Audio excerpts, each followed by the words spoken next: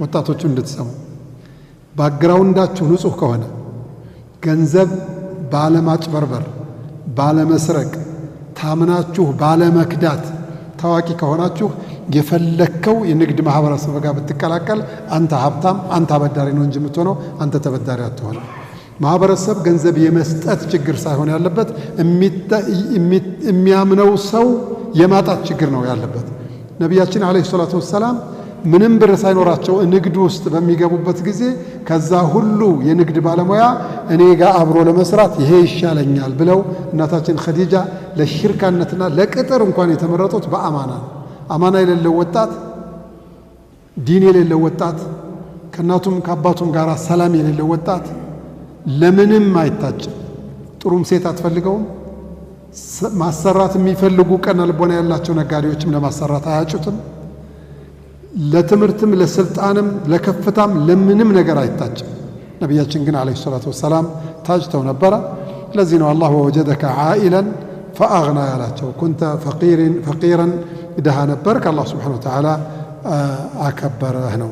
ፈጀመዐ ለሁ በይነ መቃመይ ልፈቂር ሳቢሪ ወልገኒይ ሻኪር ሀብት ኑሮት የሚያመሰግንና ድሃ ሆኖ የሚሶብር ሁለት ትልልቅ ደረጃዎች አሉ አይደል? እስልምና የሚያደንቃቸው ነቢዩ አለይሂ ሰላቱ ወሰላም ሁለቱንም ይዘዋል።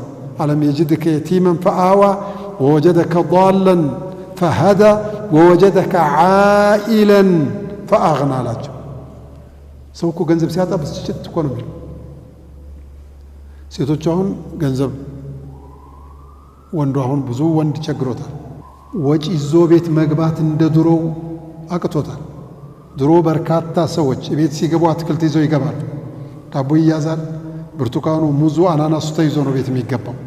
አሁን ግን በየቀኑም በሳምንት አንድ ጊዜም ስጋ ይዞ መግባት አትክልት ይዞ መግባት የለም።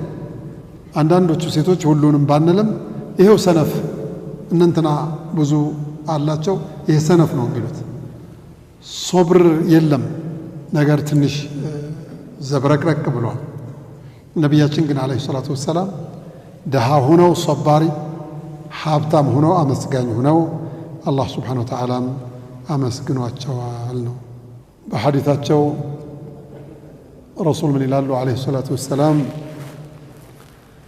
في حديث أخرجه الإمام البخاري ومسلم عن أبي هريرة رضي الله عنه ليس الغنى عن كثرة العرض حابت من لو يوقوس مبزات عدلم ولكن الغنى